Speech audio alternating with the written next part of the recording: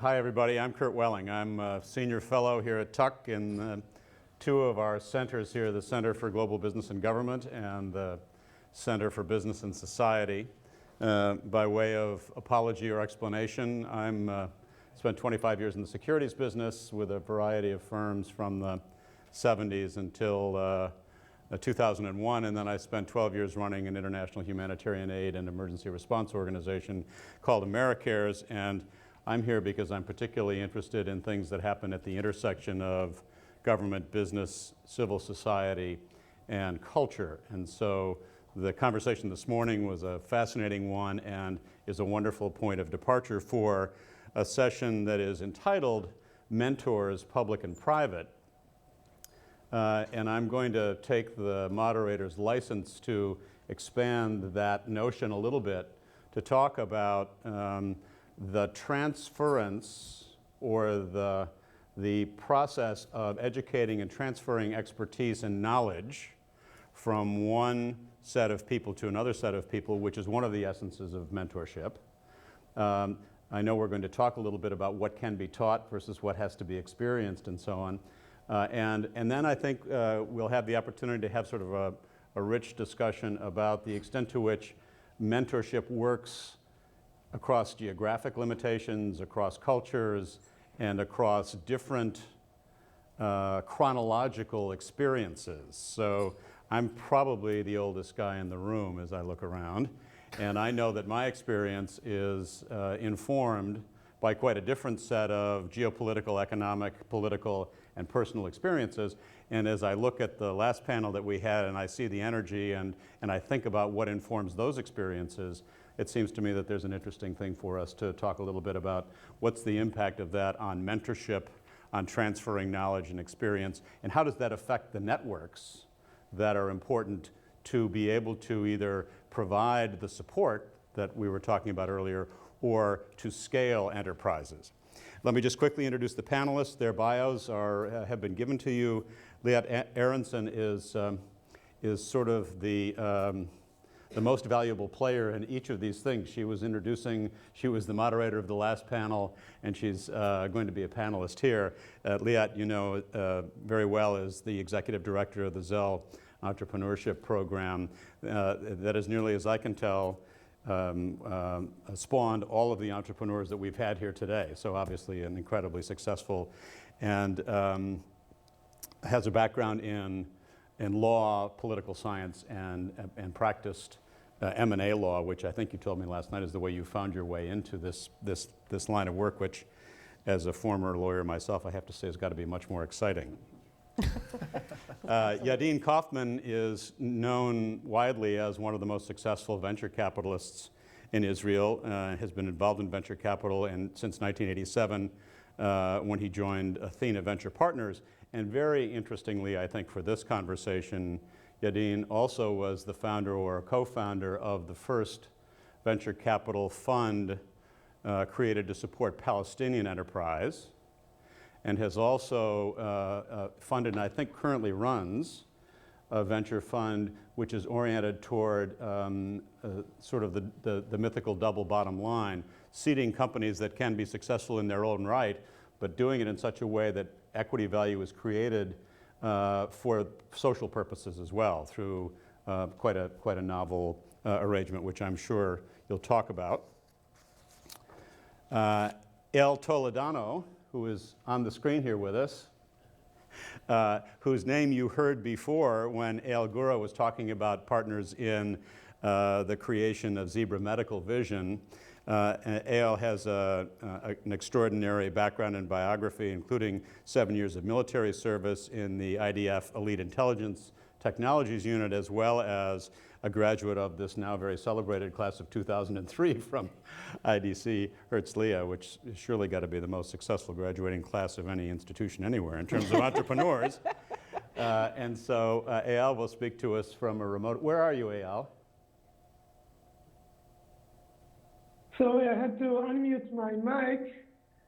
I'm in Tel Aviv right now. Great, great. Well, thank you for being available. I know it's very late in Tel Aviv. And then lastly but not least, my colleague Adam Kleinbaum, who is a professor here at the Tuck School who, among other things, has done extensive research on organizational dynamics and particularly the creation and the functioning of networks and the impact that networks have on outcomes and the success of organizations and individuals. So it's quite a experienced and rich panel and promises to be, I think, a great hour. Let me ask Liat, since you're at the top of the marquee, would you like to start us off?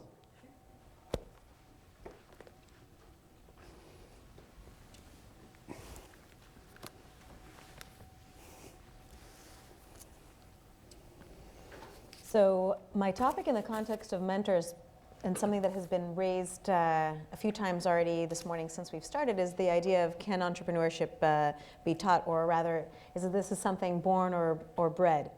And I don't think that I'm going to be able to necessarily answer this question, and I'm also going to give a disclaimer that I'm definitely not basing it on a lot of academic research and more on my 10 years of experience in the Zell Entrepreneurship Program.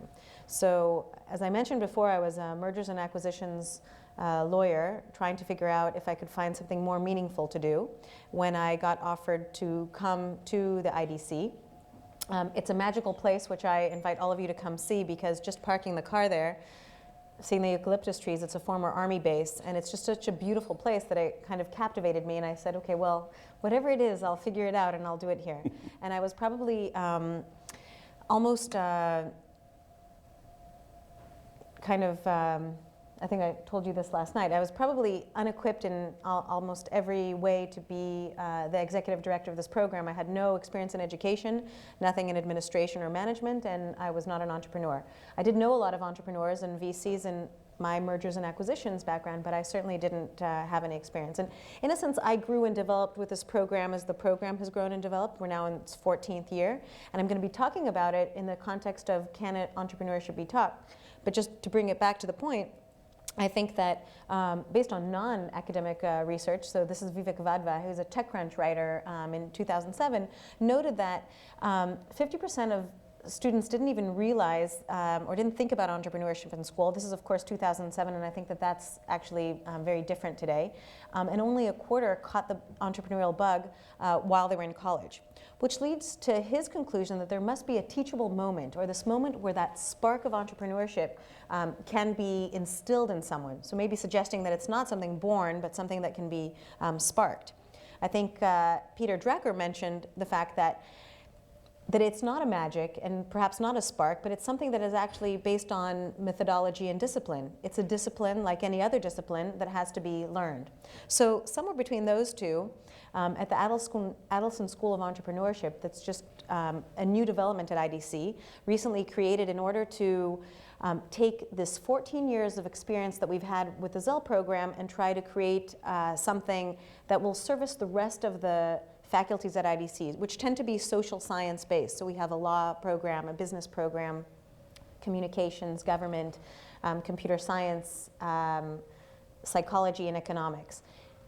Trying to give service to those faculties and not necessarily be an academic discipline of its own, but trying to give this because actually there's so much more demand to learn entrepreneurship. So I'm going to kind of foster the notion that whether it's born or bred, and we'll talk about that a little bit more, is interesting, but more interesting to me is why should entrepreneurship be taught in the first place? Certainly there's a lot of demand by students today, but what are some of the reasons to do that?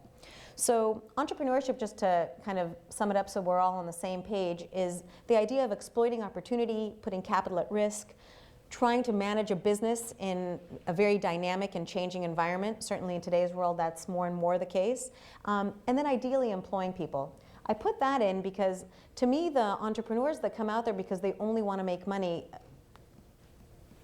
probably or invariably will run into something, and I haven't met anyone who's actually been very successful that that's all that they wanted to do.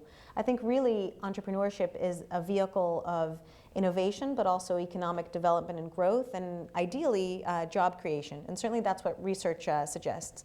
So it's definitely a main source of innovation. It is a source of competitive advantage. It also is something that creates jobs. And I think this is really interesting. And there is a lot of research, in particular from the Kaufman Foundation, that shows how job creation, even in very, very volatile companies that may end up closing, is something that is a big element or a big impetus to economic growth.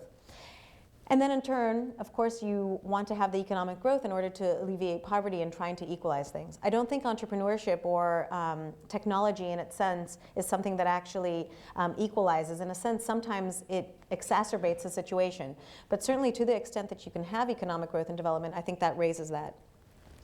So entrepreneurial skills, if you kind of just delineate them, and this is just kind of a random sampling you guys can all read, but basically a lot of people say, oh, you have to be able to take risks, or oh, you have to be really super smart, or you have to be really good at telling a story, or you have to have some domain expertise, or be able to build and maintain and tap into a network later. So these are all kinds of things that make you an entrepreneur.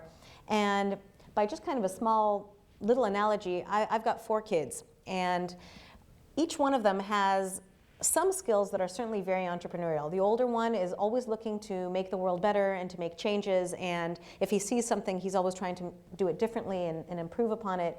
He doesn't understand the first thing about money, and he's 19, so that's kind of a shame, but he certainly knows how to get money from me, but I wouldn't call that entrepreneurial. My second son, from the minute he was about 4, has always been asking, so how much does that cost? And does a teacher make more money than the banker, or does the grocer make? Is he making a lot of money? He's always asking those questions. So he's someone intrinsically interested in numbers and in business opportunity. So that's another kind of entrepreneurial skill. But he, on the other hand, is someone who what was is what is, and he doesn't go around trying to change things. My third one is a networker. She is someone who is intrinsically connected to people and understands them and reads a room when she goes into it, and is also able to manage a very, very dynamic group of small little networks and all that, and she's 13. And my 10-year-old is the quiet leader. He's someone who is the natural CEO in any kind of in any kind of little class organization. He's not very loud and not very, you don't feel him, except that he's got this charisma that people naturally attach to. So all of these traits are really entrepreneurial, and I don't know if any one of my kids is going to be an entrepreneur, but certainly as a team they would make a really good, a good entrepreneurial venture. But my suggestion is that people have different skills and different sparks and different things about them that could make them entrepreneurs. And I think entrepreneurship is not just about whether you're born with it, but whether you are be able to be kind of touched by that teachable moment, and then also perhaps being able to harness those natural innate abilities and then take them to the next level by being trained or improving your skills upon it. So the Zell Entrepreneurship Program is a venture creation program. It was started and generously funded by Sam Zell of Chicago without a real idea of what it was actually going to be, other than it was going to be a combination of learning by doing, or giving students real hands-on experience, and also connecting that with academic studies. So the program itself has gone through a lot of changes, and some of those changes were developed by the fact that there were some economic developments. So in 2007, you won't be surprised to hear that most of the ventures were low-tech, as opposed to now that they tend to be very social new media. Also, even the student population that comes to the program, because it's a program for outstanding students in all of the different faculties at IDC, we used to have a lot of people who were really interested in finance. And they were actually coming to the program because they thought it was a great place to kind of have on their CV. And that's developed into a point where now no one wants to work in finance and everyone wants to be an entrepreneur. And so a whole different kind of group of people have come. But the shared experience over 14 years is it's a small group of about 20 students that share a year of seminar-style classes all together. They work on projects, and certainly in recent years are working on projects to the extent that many launch by the time the program ends. And this again is a function of the different kinds of students that are coming to the program, and also the fact that it's so much easier and cheaper to get a company off the ground these days. And that's to Eyal's point earlier, that he had to have all these servers, where today it's something that you solve with a cloud package for from Amazon for a really insignificant amount of money. But still, what stayed through the course of the 14 years of the program is this idea of connecting academic rigor and academic learning. It is a final year of studies. So students, this is kind of for many of them, a last opportunity to really get academic grounding, but also connecting that with really doing. Because if you think about, and this is to your point about, what you need to teach and what you need to do by experience, really, everything that we learn by experience, even the experience of sitting in a classroom. So it's how we're engaged in that experience, and trying to create a startup, we found, is the best way to engage in the experience of entrepreneurship. And I'll give you a little secret. The goal of the exercise, to me, isn't about creating a startup. I mean, look at these Zell2 guys that have created all kinds of startups and are investing and doing all kinds of things in the ecosystem. But to me, it's much less about the startup that they're going to be creating. And we don't have any equity in the ventures, and we don't see ourselves as a venture accelerator, maybe, if anything, a people accelerator.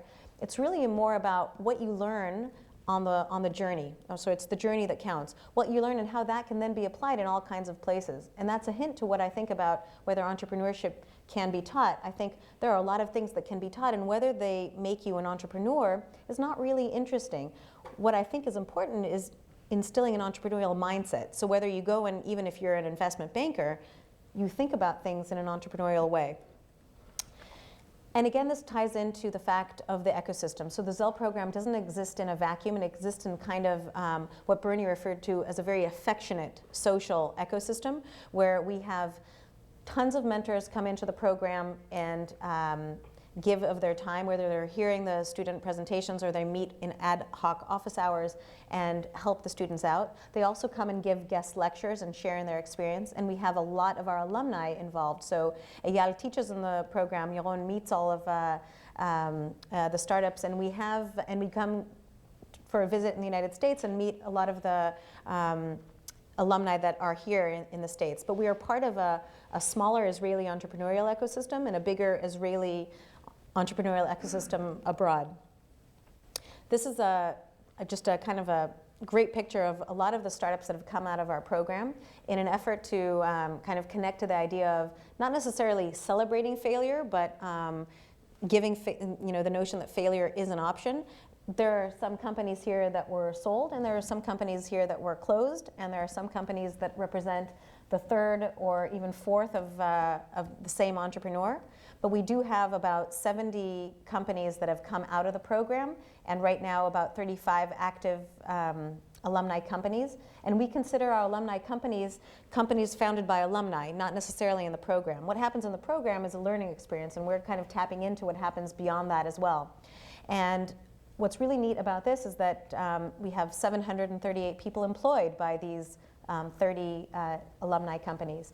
And in this way, we are part of a bigger ecosystem and part of something that is much bigger than the Zell program itself. But this isn't the only thing that we do. We also have had some exits that have also connected to part of this ecosystem. And these are a sampling of the exits that we've had, plus what we happened to them. So one IPO on the Tel Aviv Stock Exchange, and then some sales to companies, whether American, like Google, which, as Yaron said, was the first acquisition by Google in Israel of a company. So that was a huge event for Israel. And of course, since then, they've invested in many more companies.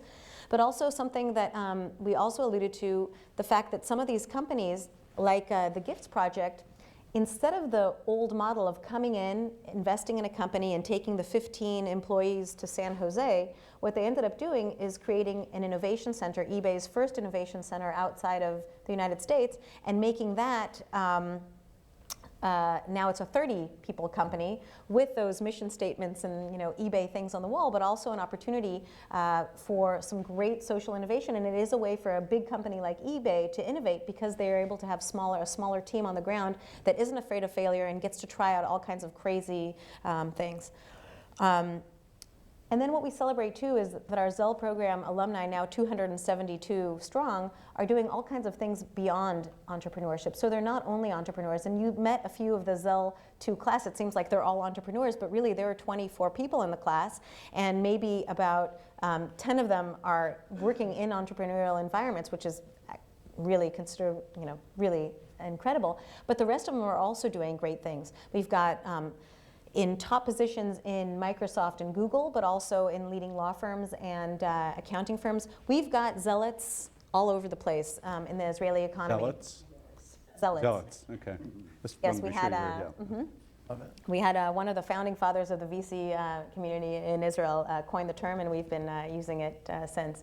So, and I think that's really the power of a network, and the power also of engaging in that community. And so to me, it's not so important if entrepreneurship can be taught in the sense that can you teach someone to create a startup, or can you teach someone to be an entrepreneur? It's can you teach someone to be entrepreneurially minded and be able to have that impact of innovation and job creation in whatever it is that they do. And we hope to be able to doing that in the Adelson School of Entrepreneurship, which is open this year. But again, I said, although we have submitted a program to the accreditation powers that be, but being the non-competitive powers that be that they are in Israel, I'm assuming that that's going to be a very long process. And in the meantime, we are servicing the rest of the social sciences faculties on campus.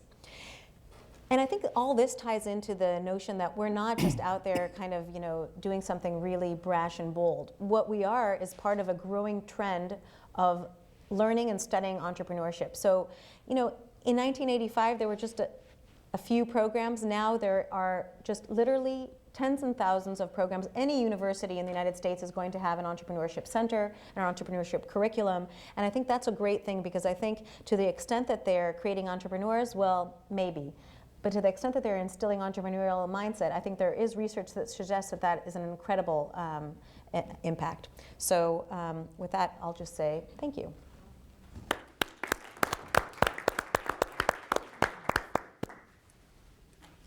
We'll come back and have some questions about some of the things that are implied by both the breadth of that education and this questioning about whether it can be taught. Obviously, nothing happens in creating a venture without capital, and nothing happens in sustaining a venture without profitability. And the most productive and efficient source of both those things has become the venture capital community. So Yadin, if you would share with us some thoughts about the venture capital perspective here, it'd be great.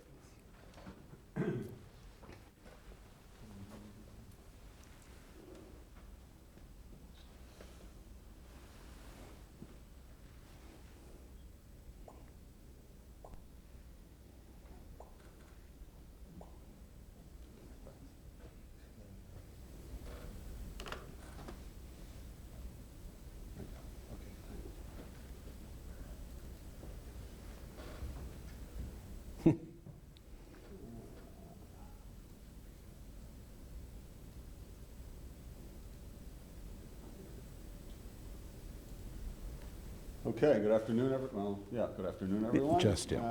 So I want to talk to you briefly about a few things. Since I think we only have about 12 minutes or so, I'll try to do this efficiently.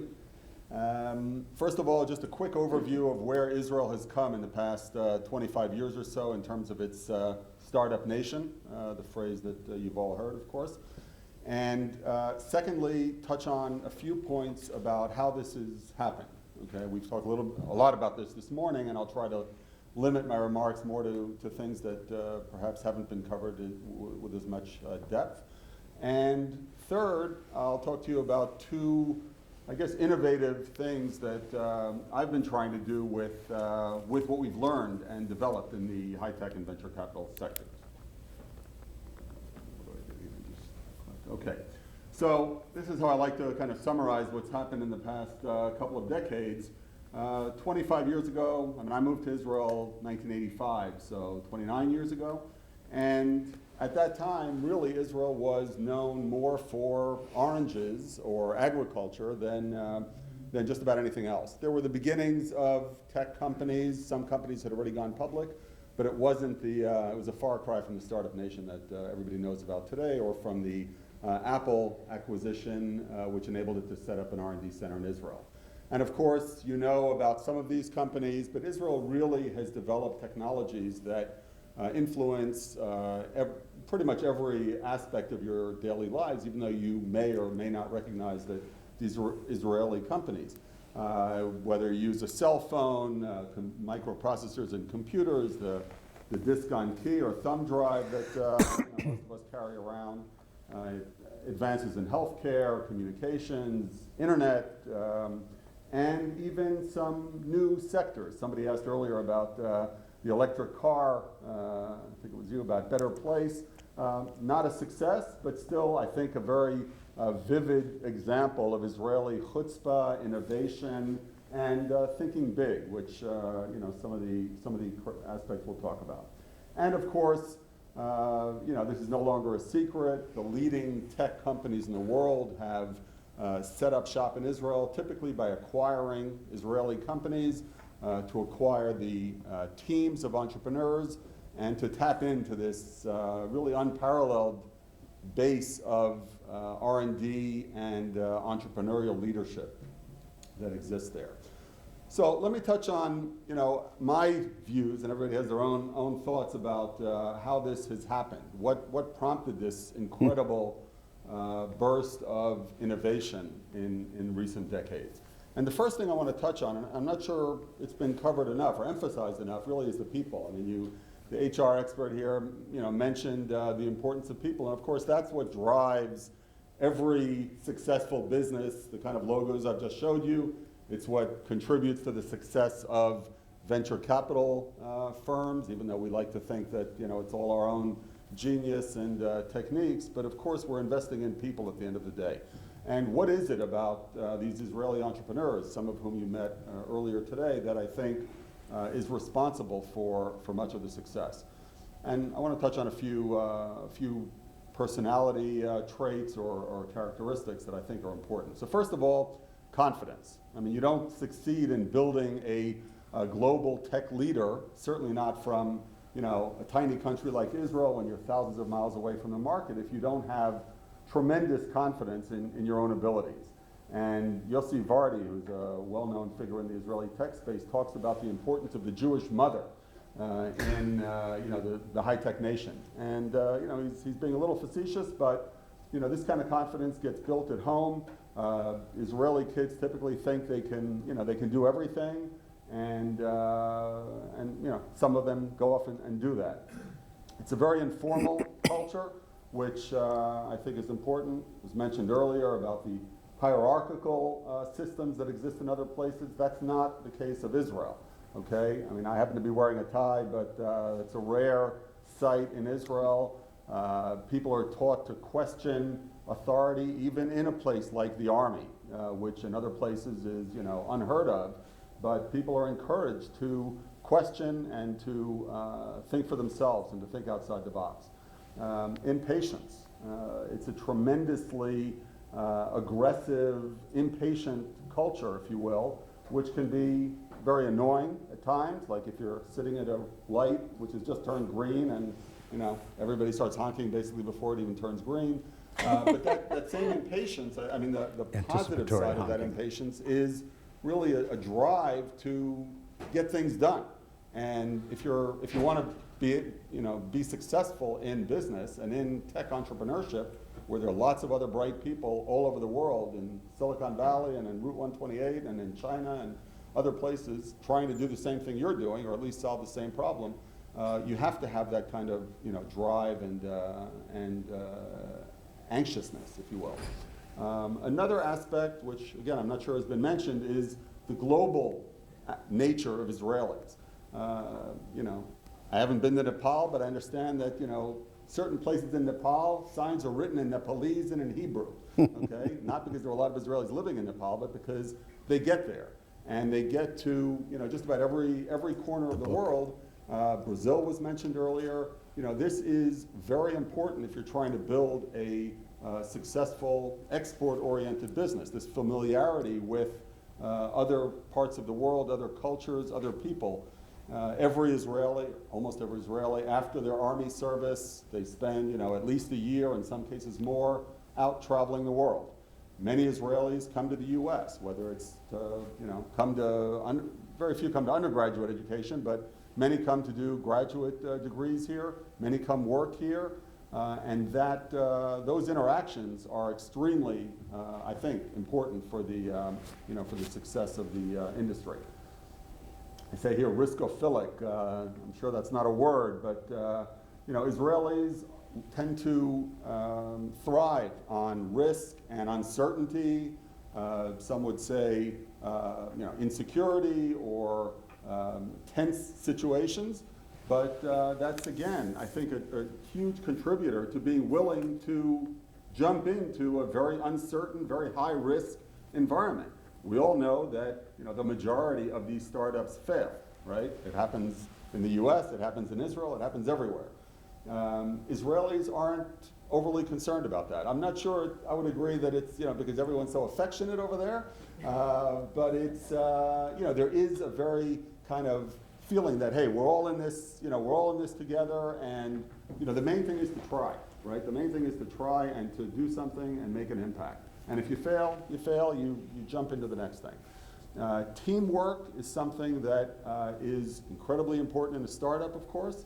And Israelis get that. They get that from a very early age, right? So kids in school, do tests in a team, even when they're not supposed to. And that's pretty much encouraged, sometimes. Certainly in the Army, teamwork is something without which you can't survive. So that kind of thinking, is very important when people come out and have to come into an entrepreneurial environment.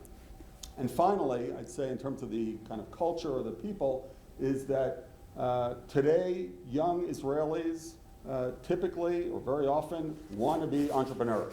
A couple of decades ago, they might have wanted to be army generals because that's who the heroes were. Today, having seen the successes of many Israeli startups and seeing that people have really made an impact, made money for themselves and so on, this is what Israeli youth very often aspire to do and to be. And it's no longer the Israeli doctor or the Jewish doctor or lawyer. It's the entrepreneur. And you see here a shot of Shimon Peres, not with an Israeli entrepreneur, but with Mark Zuckerberg. But Peres has been very kind of prominently associated with technology and with innovation, so that this has helped imprint this on the culture, I think. Second point is a kind of more general one, but it's the ecosystem that we've talked about a little bit earlier, and I'll just run through a few points here. The Army, people have mentioned 8,200 other units that have spawned technology entrepreneurs, but even entrepreneurs even people who are just in any Army unit are getting experience that is incredibly relevant for doing a startup, okay? You're working under conditions of pressure, again, teamwork. You've got to get a mission accomplished. You've got to get a job done. And that is what you have to do if you are starting a company. Academic institutions, we've already talked about, immigration, former Soviet Union, and so on.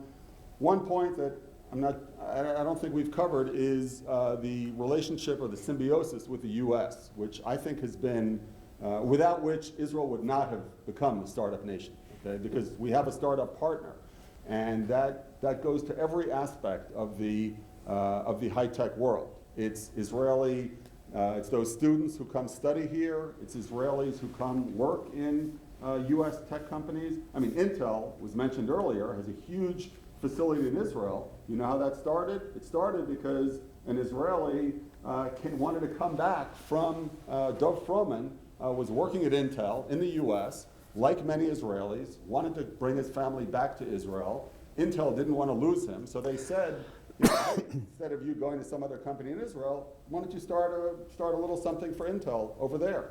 And I think that was 1977.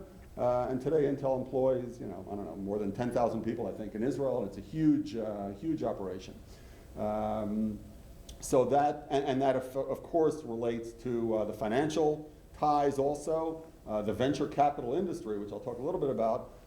Most of the money in the VC industry in Israel comes from the US, okay? It's not Israeli money. It's financing from the US. Israeli companies have gone public on NASDAQ or on the New York Stock Exchange.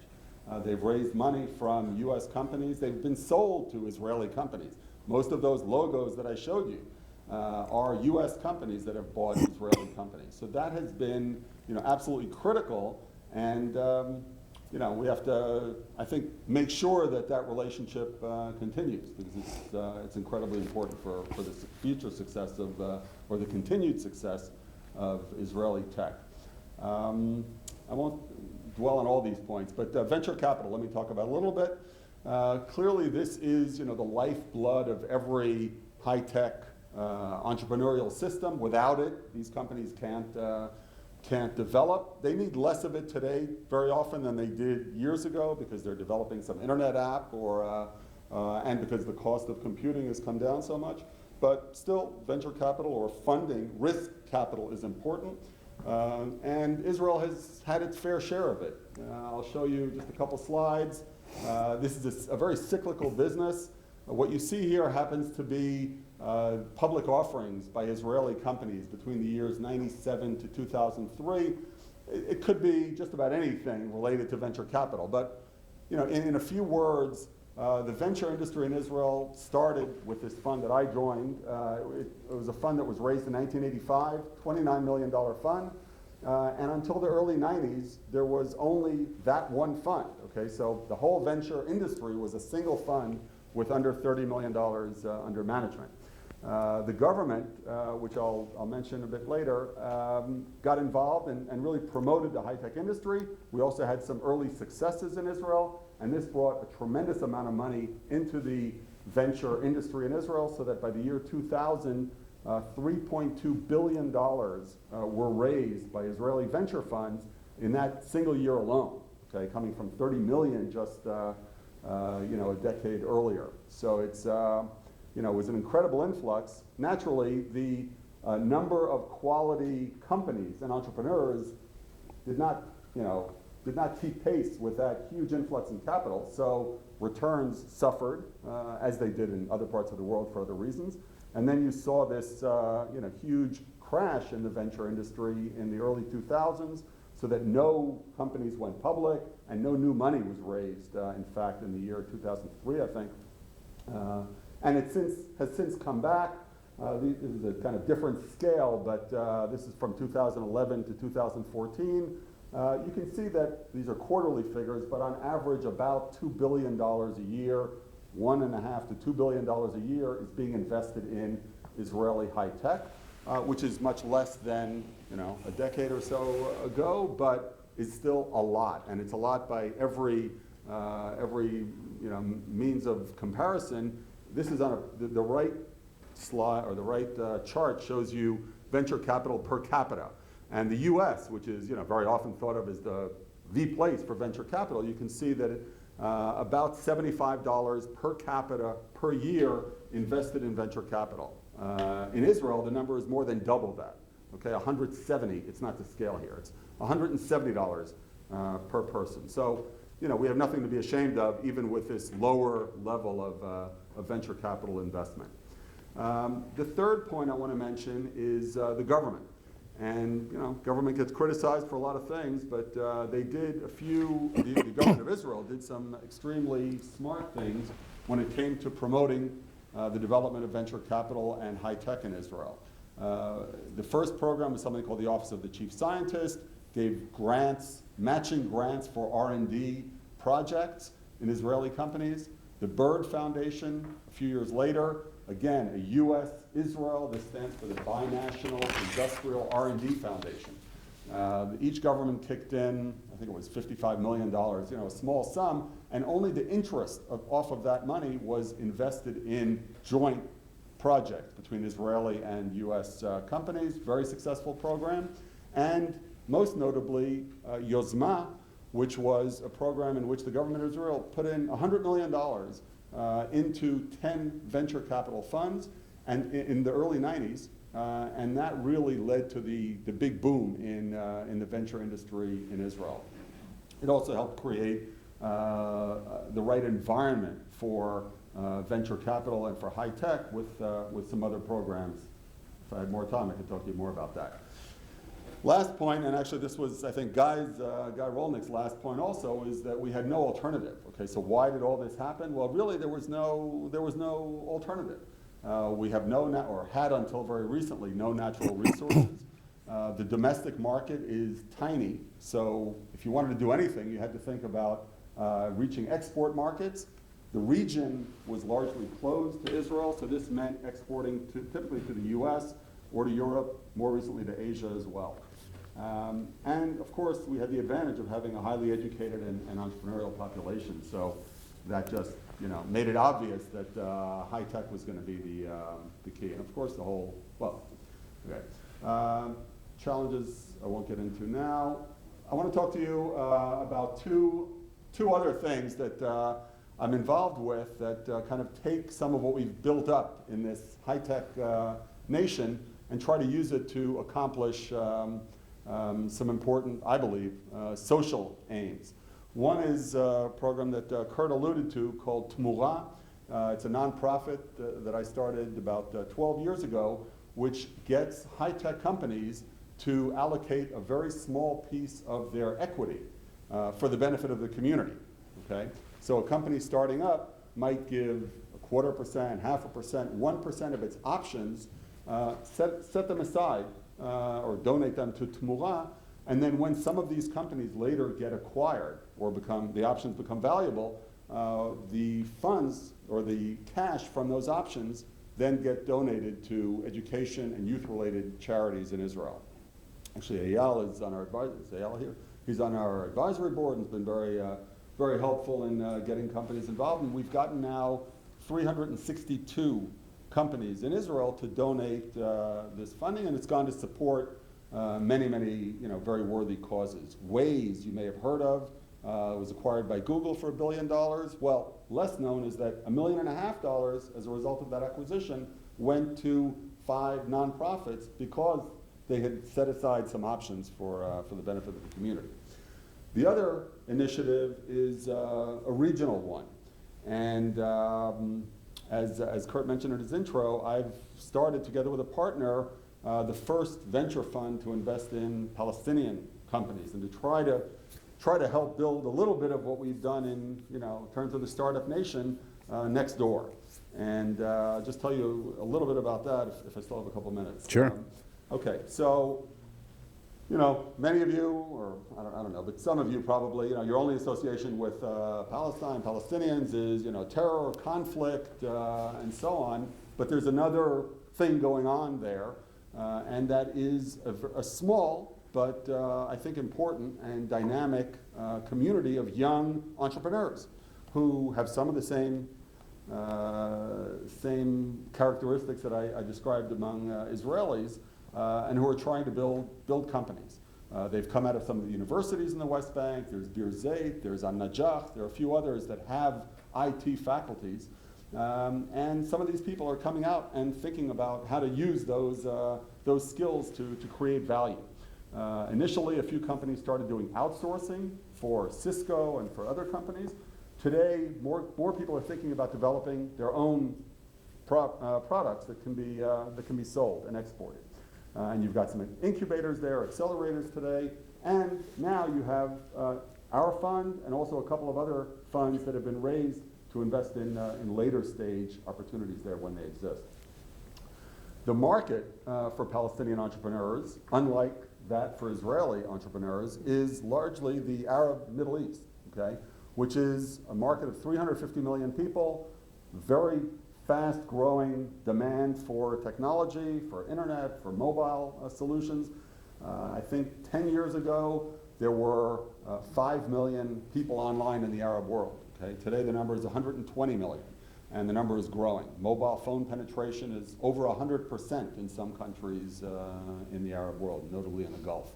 But there's very little Arabic content, so somebody's got to create it, and that's what these entrepreneurs and these Palestinian entrepreneurs are trying to do. So we raised this fund, $30 million fund. I have a terrific partner who also he grew up in Jerusalem, spent 19 years in the US, working at Microsoft and a couple of other companies, and has come back. I told him about my crazy idea to start a fund to invest in Palestinian companies, and he bought into it, and we've been doing this now for, well, we raised the fund 3.5 years ago. And you see the investors there, pretty powerful group of investors who can really add value to these companies as well. This is just to kind of make sure everybody understands how close the distances are. So Ra'anana, where I live and work, is all of 45 kilometers, which is less than 30 miles from Ramallah, which is kind of the commercial center of the West Bank. Of course, I can't drive straight, but it's still pretty close. And then just a couple words about what are we doing and what are we investing in, what's there. So this is a company started by a terrific young entrepreneur, a guy who grew up in Jerusalem, was educated in Israeli schools, moved to Ramallah because he's a Israeli Arab, wanted to make an impact and to help develop an economy there, and started a company that's essentially bringing the booking.com model, if you will, of online hotel bookings to the Middle East. This hadn't been done before. And it's very exciting. It's the guy in black, sort of towards the back there. He's the founder, terrific guy. And yeah, he's growing the company actually pretty quickly. So it's nice to see. Suktel is a company that's developing mobile solutions, or basically solutions for dumb cell phones for frontier markets in North Africa and the Middle East. Pinchpoint is a game developer for mobile phones and social networks. This company started by 4 native, local Ramallah entrepreneurs who also wanted to build something. And lastly, a company called WebTeb, which was started by an Israeli Arab physician to do essentially what WebMD has done, but to do it in a way that's relevant for the Arab world. And they're now setting up shop in Ramallah as well. So that's kind of what we've done so far. We're hoping to invest in a bunch more of these. And this fund is a for-profit fund, but does have a double bottom line of really trying to both create jobs, create economic development, opportunity, and hope for young Palestinians, which I, as an Israeli, believe is incredibly important, not only for them, but also for those of us who live next door. And then the hope is, the dream is, that we can be not a startup nation, but part of a startup region. And that really economic development is good for everyone, and it can be directly beneficial to Israeli companies, of course, to the extent they're able to suddenly reach a new market of 350 million people who are very close by also, which is not possible today. I don't want to mislead anybody. There's still plenty of challenges ahead. And there's quite a bit of opposition to doing anything that looks like normalization between the Arab world or Palestinians, specifically in Israel.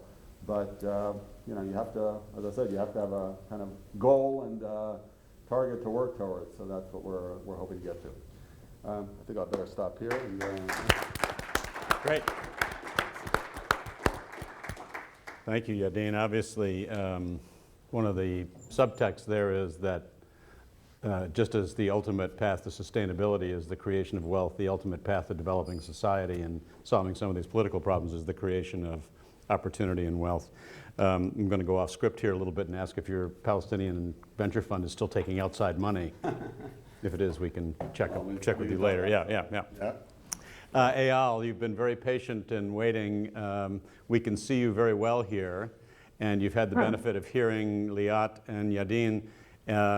Interested in your observations, having created and worked in a large division of a large company, having started companies, and one of the topics that was mentioned a number of times was the relationship between military service, the armed forces, as both a source of technology, but also as a source of cohesion and culture. So any thoughts you'd like to share with us on those things, or anything else would be great.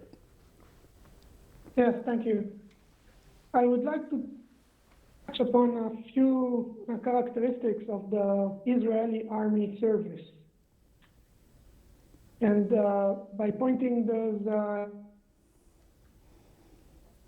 try to map them to high-tech and startup culture. First of all, the Army in Israel is mandatory. It's not a profession. So as being non-professional Army, everyone needs to go to the Army. So just the age of people, you have huge amounts of very young people just right out of high schools, around the ages of 18 to 25. So when I left the Army, I was 25 years old, but I already had 7 years of experience in developing technologies that are cutting edge. And for my, soldiers, I was kind of a dinosaur. I was very old. I was very not up to date. And 25 years old, young guy is something that is very challenging to a lot of enterprises.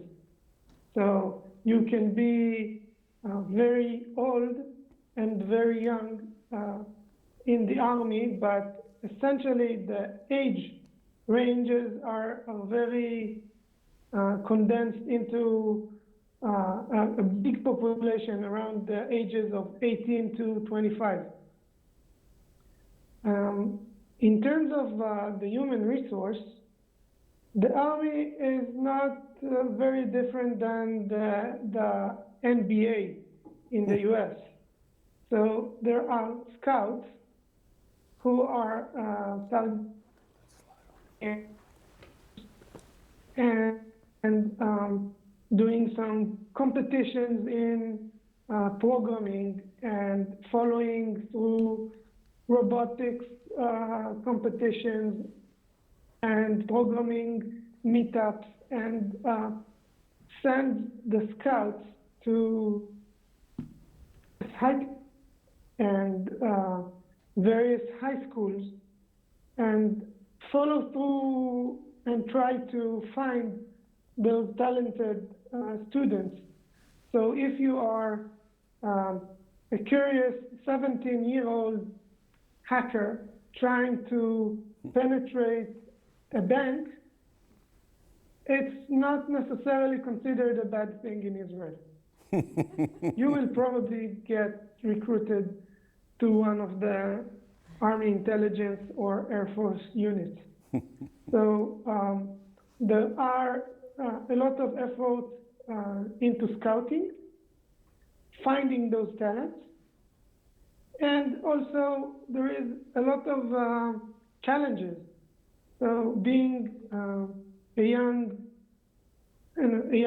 programmer, a young engineer in the intelligence unit, you can get a budget of, let's say, $2 million to solve a problem.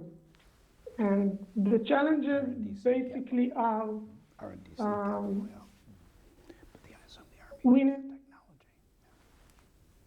information is in IT systems. We need to get the information out of them. We need information about weapon systems. Weapon systems are generally computers connected to weapons. We need to get information. And as long as you can do something meaningful with your time in the Army and with the money we provide you, the Army provides a lot of freedom and generally ignores some rebellious behavior of young soldiers such as I. So in terms of culture, the discipline is very subjective to what you actually do.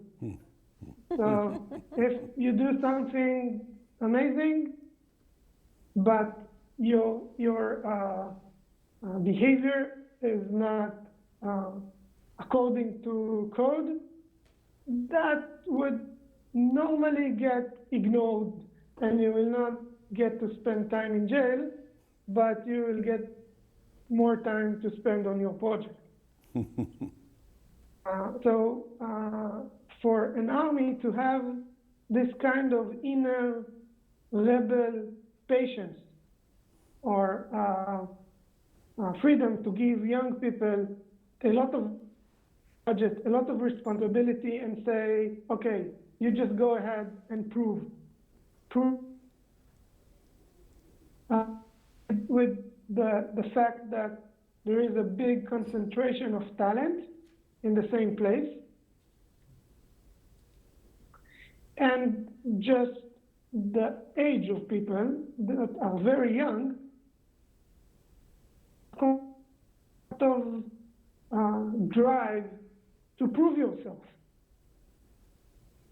Teamwork, as mentioned by my former presenter, is extremely important. The challenges are huge. If you think of just communications, you have huge telecom companies who are building the internet, and then think of this as the kind of challenge you need to surpass with the team of 4 or 5 engineers. You need to be faster, smarter, and in cases even more aggressive in terms of how you challenge yourself than the big companies. This ties to another point that I want to make about the characteristics of the Israeli army. There is a great deal of idealism. People and young kids go to the army because they want to contribute to lives. And basically, it is shown that you can map better intelligence and more accurate technology to preserving soldiers' lives and also, in some cases, enemy lives. So there is a great deal of idealism that fuels young people with some patience to being a rebel and with general. So getting out of the army after he has run a team of a few engineers and challenges that can map to big companies, it's enormous charge that now he wants to impact the world, impact everything that is outside of the army.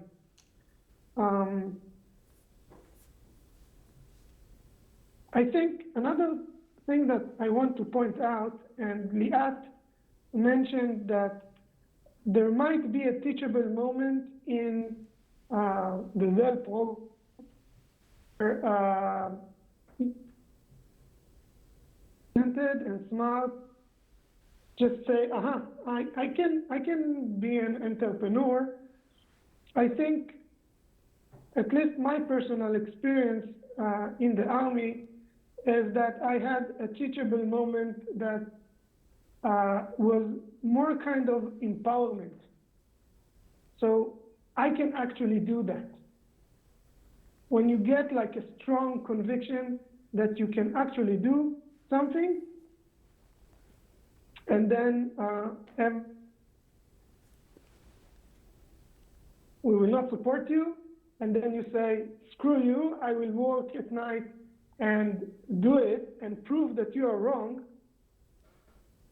And then when you actually succeed in proving that your commanding officer was wrong, he promotes you instead of sending you to jail because you didn't do as you were told.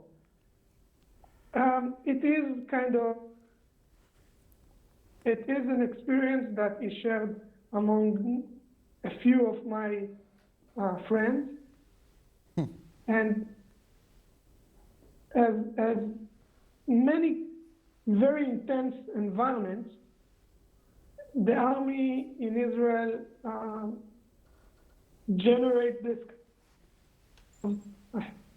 a few technological units, mainly around the areas and Air Force. And I can give you just a few examples just from in the Army. Ben Matzkel went to found his second cyber company. Moshe and Tzuk are doing, Tzuk started another cyber company called Imperium. Yoav went on and started another mobile cyber company that is Mobile Spaces. My mentor, Daniel Cario, is running a startup who's doing cyber attack for intelligence agencies. And Ophir Gutelzon, which was in Eyal's first co-founder, was so in my Army unit, and Ophir Kaor, project manager of the Google Cloud platform, did a very successful cloud startup, CloudShare, and Roi and Iran in my team started a small company who's doing innovative embedded. I'm not very special, so I'm not. It's kind of humiliating experience because all my colleagues and teammates are challenged. After the Army, we are in very close connection. This fuel continues to drive us through enterprise after enterprise, and sometimes we get to work for each other. There is very little ego because we know each other, we come from the same place, we had to do kitchen duties together, so it's very good for entrepreneurs to take some of the ego out of the picture, because the big picture is how can a big task. So I hope I touched a few special characteristics about the Army. I can share some of my personal experiences, but basically think about 18-year-old hackers all put together in the same like pressure cooker. This is a very powerful thing, and it drives our economy and our day-to-day lives. I'm working personally very hard, but I'm so happy to have the opportunity to work with such amazing people. And even today, more than 50% of my team is based off my,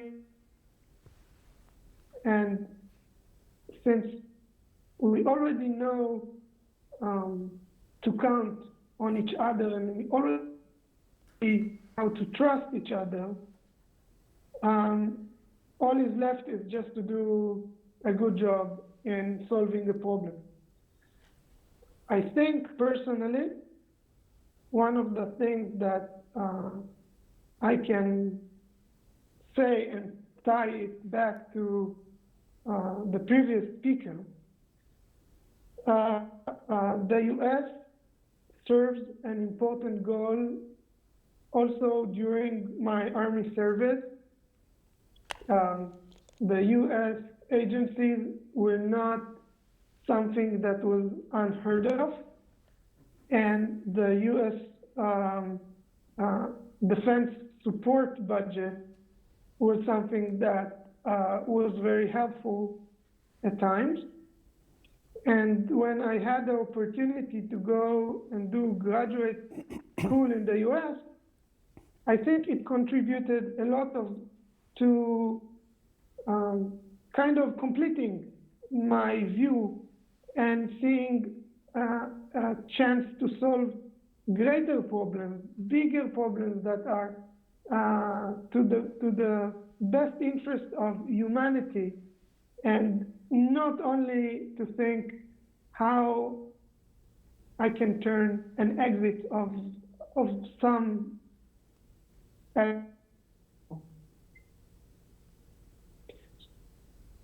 I think I would like to conclude with this. If you have any questions, I don't know if this is the time for questions, but especially about the Israeli army, I would love to kind of try and shed some more light. Thank you, Eyal.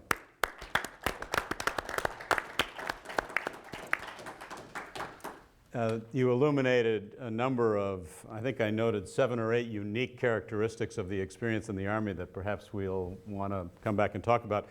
I want to turn it over to my colleague, Professor Kleinbaum, who, as I said, has worked in the area of networks and leadership here at Tuck and in his research. And also, I should say, we'll be leading a group of 20 or 25 Tuck students on what we call a Global Insight Expedition to Israel in the spring, which is at least the second time you've done that, maybe the third time, isn't it? Second. Yeah. So, Adam. Yeah. Thank you, Kurt. So I have the great misfortune of being the last person standing between all of you and the food. So I promise I will be very brief. But what I want to do is just sort of respond to a couple of the things that, that my colleagues on the panel here have talked about, and hopefully pull a thread from each of what they've said and weave it together to relate back to the theme for this panel, which was mentorship, and more broadly the theme for our conference here, which is how emerging economies grow entrepreneurs.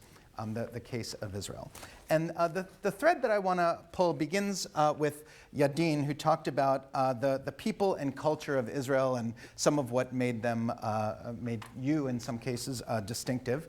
Eyal, you also talked about the people and culture specifically in the context of the army. And I think all of this got pulled together in a question that Liat posed as she was thinking about her 4 children. And you described the attributes of each of your children and said that together the 4 kids would make a terrific entrepreneurial team. I think as we think about that question in the context of this broader set of issues that the other panelists posed, I think it's useful for me to think about this from the standpoint of social networks. And as Kurt said, this is what my research is about. This is generally how I think about a lot of things in the world. And as I think about the networks that are forged among Israeli entrepreneurs and the networks that give rise to many of the startups in Israel, there are really 2 things about them that strike me as being very distinctive. And I guess I want to pose this as a hypothesis because it hasn't been tested. And I'd love to hear your thoughts on this as the rest of the conference unfolds and going forward as I will hopefully begin a research project to try to test some of these hypotheses. But basically the idea very simply is that there's a really unique combination of 2 properties of networks that people in Israel very often have that I think give rise to the kinds of entrepreneurial ventures that we see so frequently. The first one is very dense networks. Israel's a small country. If we talk about 6 degrees of separation in the United States, it's 1 degree of separation in Israel. If you don't know somebody personally, you certainly know somebody who knows them. And as a result, everybody is sort of in very close touch with everybody else. But that's not all. And I think it's important to state that that's not all. Because I think in the US, when we think about networking, we very often think of it as a sort of unseemly kind of task, as sort of using other people for instrumental purposes to further our own agenda. In fact, there's a study that came out in an academic journal earlier this year showing that in a US setting, people feel sort of morally and physically dirty when they think about networking for exactly this reason. And so I think that links to the second thing that's really sort of amazing about Israel, is not only are the networks dense and close-knit, but they're forged with very strong individual relationships. And this gets back to the topic of this panel, which is mentorship and sort of the close relationships that entails. And I think part of these strong individual relationships get forged through the fact that people grow up in small towns with lots of family. I spoke with Eitan and Ariella Wertheimer before this panel, and one of the things they talked about is the emphasis on family that still exists in Israel in a way that's quite distinct from what we see so often in the United States. People live close to their families. They see their families, not just their immediate families, but their extended families very regularly. And that sort of close-knit sense of family, I think, creates an inclination to build strong relationships, even with people outside the family. And that inclination gets harnessed in a powerful way in the military, as Eyal sort of teed up for us. People spend a tremendous amount of time in very close proximity in high-stress situations with a very small group of people with whom they build these bonds of trust and camaraderie. And I think those bonds of trust and camaraderie and the very strong individual relationships that get forged within that crucible are really critical to people's willingness to go out on a limb and try something new together, build a team and create a new venture around that team. And so I think that, to me, is the link that I saw among all of the things that are, or many of the things at least, that all of our panelists talked about. And that's, I think, the thought that I want to leave you with. We've got a few more minutes for Q&A, so I'll turn it back to you, Kurt, for that. Thanks, Adam. That's great. It's a great context and framework within which to understand what we've seen. We do have a couple of minutes for questions, so I can't imagine that there isn't a question here. Stomachs growling. Anybody have? Yeah. Yeah, it was an extremely interesting panel. I'd like to ask all of you in different ways. I mean, how do people that work in this field and venture capital and so on kind of square this contradiction that inherent in the Israeli case, that on the one hand, Israel is so much associated with conflict, violence, and to some extent recently with ideas of sanction, isolation, and so on, and on the other hand, being such an attractive place and all these kind of great and attractive attributes, including, to get funding, but also to get good people that will be interested to come to Israel and so on. So what do you think there is a kind of inherent tension, and what are the best strategies to overcome it? Guy touched on that earlier when he referred to the fact that in the United States you were more likely to have your furniture kill you in your living room than to be beset by a terrorist attack, and he was trying to make the point that things are safer and less unstable in Israel. But let me turn to you and see if someone wants to take that on. Well, I think there is a tension, but I think it's been largely put aside over the years. So, back in the early 90s, U.S. investors did not want to touch Israel, right? Because it was a dangerous place. Your investment could be blown up, right? There could be, a war. It could be the end of Israel. So really, it was very difficult in those years to get U.S. investors to think about putting money into Israel. But I think that a couple of things happened. First of all, there were a lot of successful Israeli companies in the meantime. And people saw that if you want exposure to investing in technology, if you want to build a portfolio of technology investment, and you're thinking globally, you have to include Israel in that, right? There's no way you cannot. If all these multinational companies have found Israel, right? And if so many Israeli companies are going public, more companies traded on NASDAQ than any other foreign country other than China, then you have to find a way to do it. Some of them did it by investing in Israeli funds, so they didn't have to go over themselves, right? But they're still, investing in Israeli funds. So I think that's one aspect. Another aspect is, the rest of the world became a pretty dangerous place too, right? So, more people were unfortunately killed in 9/11 than in a lot of years of terror in Israel. It's a terrible thing, but it makes people realize that it doesn't mean that life doesn't go on, and that you can't work there. Another thing is that Israelis made a tremendous effort during all these troubled times to not let that get in the way of doing what they had to do in the business. So you could have scuds falling, but people showed up for work, and they said they've got to get this thing done on time and delivered. And if the customer won't come to Israel because they're worried, well, then we'll go to the customer. And that's one reason you see so many Israelis on planes. So I think all those things together have been how Israelis have, at least in my view, how Israelis have dealt with it and made it a very important place to invest. Yeah? Well, I'll just add to it that I think this summer gave us an intense taste of that, but also what can happen when people do cancel their visits to Israel, because invariably people do that when there's a war going on.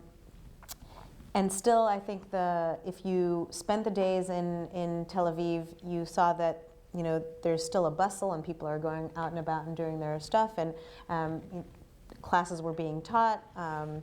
We even had some guest professors teaching classes and having sirens go off, and because he was teaching in one of the rooms that was also a shelter, a lot of people joined the class.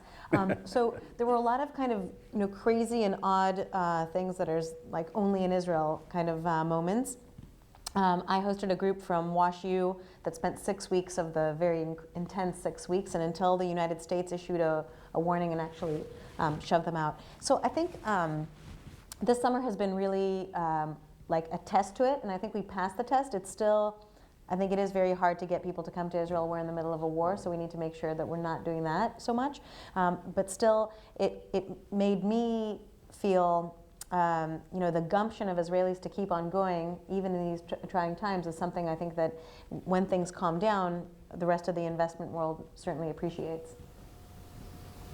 Just for information on that, I mean, consistently over the last 10 years, the Israeli market trades about 7.5 price to cash flow ratio relative to 9.2, I think, for the S&P 500. So the market trades at a 23% discount day in, day out. That doesn't change. The volatility level is quite modest relative to other markets. That's a non-event, but that's not necessarily to be self-congratulatory about it. It means it's a highly undervalued market because the values are there. It's also small. It is. It's way too small. Yeah. About 60 billion, $240 billion market cap. Oh, no, $220 billion. About 60 billion of it is listed outside of the country. So it's lost a great deal of its market cap. But we'll get into that in the next. We'll let you have the last word. Well, this is just an informational question. What is the reality on the issue of brain drain? I mean, we've heard about very resilient networks, but it's also true that wherever you go around the world now, you meet a lot of Israelis. And so I'm kind of curious. And of course, there was just a lot of reporting in the U.S. press about the sort of little Jerusalem that's been built in Berlin of all places. So I'd be curious what the story is. I'll just start off with that because I think I have probably a controversial view on this. But everybody hear the question? The question is, what's the reality of the brain drain? And I'm speaking to entrepreneurial brain drain as opposed to research brain drain, which I don't know as much about. But on the entrepreneurial front, I can say that to have Israeli ambassadors in all over the world is actually a really helpful thing. And a bigger concern to me than the brain drain is what I see in Israel as the brain ghetto, or the inability to bring all kinds of great, diverse talent to Israel in order to be able to foster that innovation that we've been talking about all day. So to me, the fact that Google or many of the Israeli R&D can't bring people from abroad, from India, for more than a 3-month period in order to actually live and work in Israel, I think that is a bigger concern.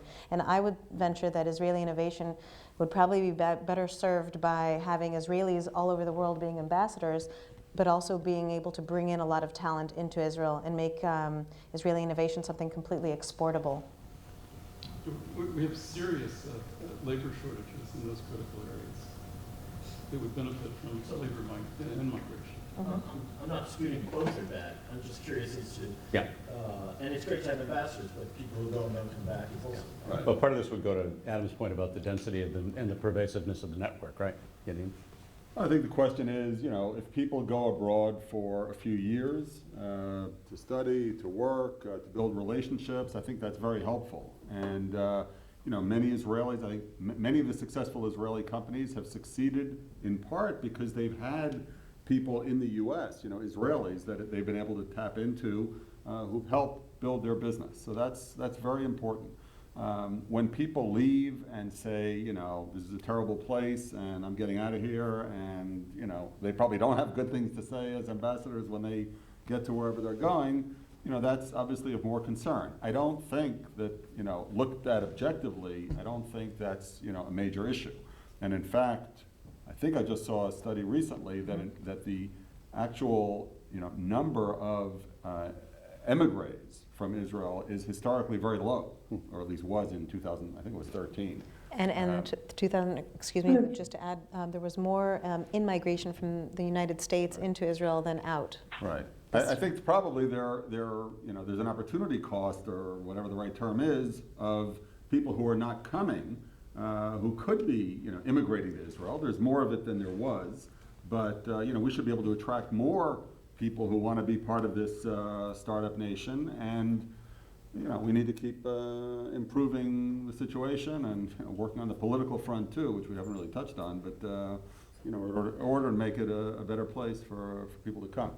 Eyal, we'll let you have the last word. Yes. I want to just say something. It's very challenging to live in Israel. It's not a stressful and conflict situation that is in the mind of many young people such as myself. We are troubled with the difficulties of raising a family and the economics of a very successful big economic growth on one hand, and expensive living, easily buy a nice house in the States. I cannot afford the apartment that I'm renting. So there are a few more like me, and when you mentioned Berlin, I can point out a few of my good friends that are doing very good in Massachusetts and in the Silicon Valley. And I did the unpopular thing of a wish to change reality. I think they will join us later on in their life, maybe the second round or third, have kids and they want them to grow in Israel. But it is challenging times for young Israelis to cope with the cost of living. This is what is troubling us, less the stressful conflict that, you know, we would love to end it, but we kind of say, okay, let's focus on what we can actually do. That's a good point of departure, because the panel at 2 o'clock after lunch will be addressing things like direct foreign investment, the role of government, and normalizing intellectual property and other systems of intellectual property protection. So let me thank the panel. Let me thank you all for being here, and we'll 2 o'clock this afternoon for the next panel.